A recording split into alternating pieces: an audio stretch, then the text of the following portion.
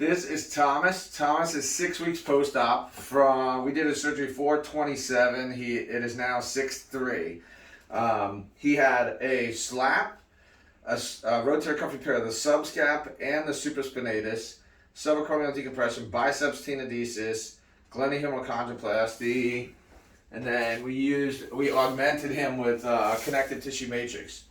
Thomas, tell me what you said to me when I walked in this room, because 6 weeks post-op, like, how do you feel? You're amazing. It's amazing.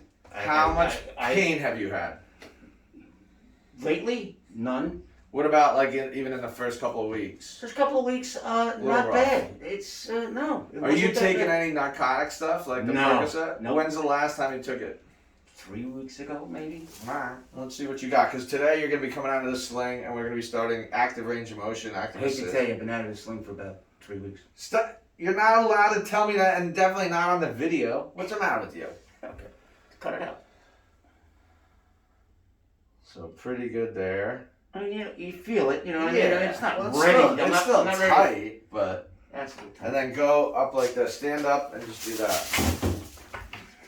So pretty good. Good. Yeah.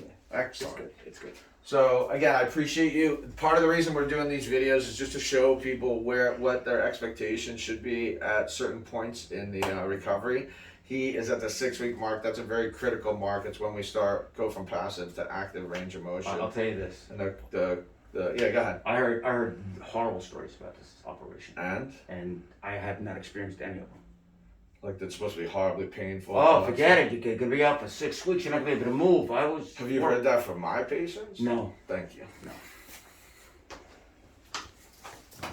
That's it.